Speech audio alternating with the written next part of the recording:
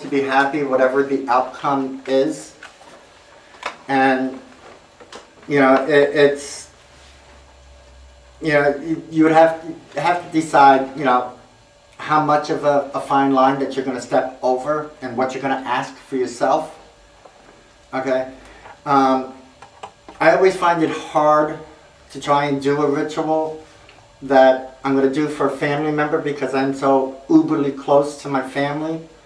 But a lot of times too, if say my mom is sick or my sister's going into the hospital for one surgery or another, all I can do, I'll do a ritual to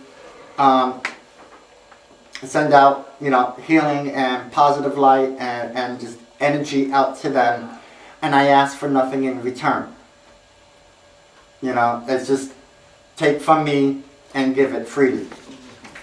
And a lot of times too, I've seen that throughout my 38 years of practicing that, there are many people who do rituals, and even though they're trying to send out positive light to someone, they have to, in order to make it complete, they have to ask something for themselves. So, it's one of those things where, in the Christian world where they say, oh God, if you just get me through this right now, I swear, I'll go to church every Sunday. Okay, it kind of works the same way with some pagans as well, because it just doesn't work like that. It's either you're going to do it and it comes from your heart, or you don't do it at all. You have to make up your mind that it's everything you're going to do, you're going to be doing from your heart. If it doesn't come from your heart, the ritual is going to be kind of sort of half-baked, and I'm being nice about that, because that, when it doesn't go the way we want it, of course, the God and Goddess and all the other deities that we, send out, we ask to be present, we start cursing their names, and yes, at times, there was a couple times that I was even guilty of that too, in my earlier years. It was like, well, why didn't this work? Because my heart wasn't in it,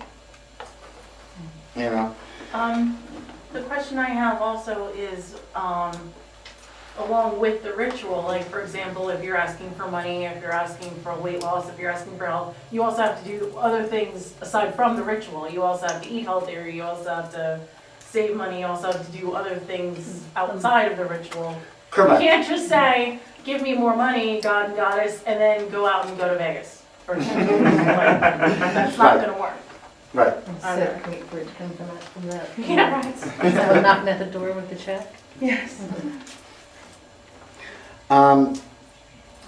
Yeah, so it's, kind of gets derailed. Thanks, Gina. Sorry. I'm trying to focus.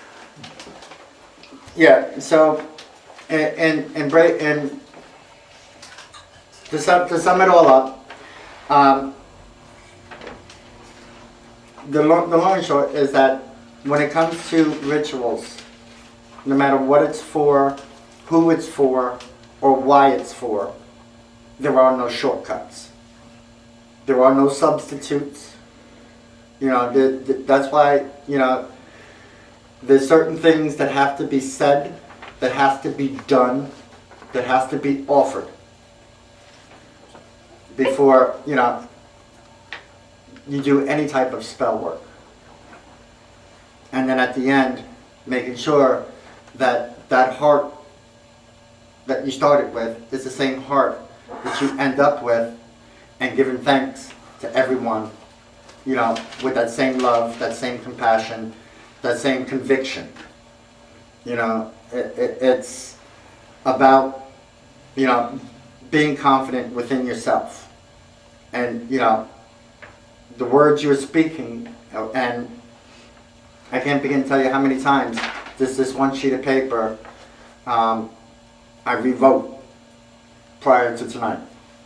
And even with any ritual that I do, you know, between me and another lady, we go through good 10 to 15, maybe 20 versions of just one simple ritual. And I think even including, you know, the Beltane ritual that we're going to be doing down in Bass River. So it's like, you know, and sometimes it's simple to take the ritual we did last year, but things change, feelings change. You know, every day we change. You know, and so it's important to know that, you know, a ritual you do today, by the time you go to do it, I'm certain that you're going to rewrite it several times. You know, until it's to your perfection. As an individual, we like to make sure everything is perfect. We like to dot all our I's, make sure all the T's are crossed. You know, making sure that the things we're asking for are clear and precise. Especially precise. Especially what? Precise. The gods seem to be very literal. Yes. Yes. Sense of humor. Yeah. Oh yeah. Oh, yeah. The sense of humor, then. Yeah. All right. You know, there's also, you know, and I took an account when deciding to do this class that there are some pagans out there that because of their living situations, they're unable to have an altar set up all the time like some of us do, or they can't even burn any incense or candles.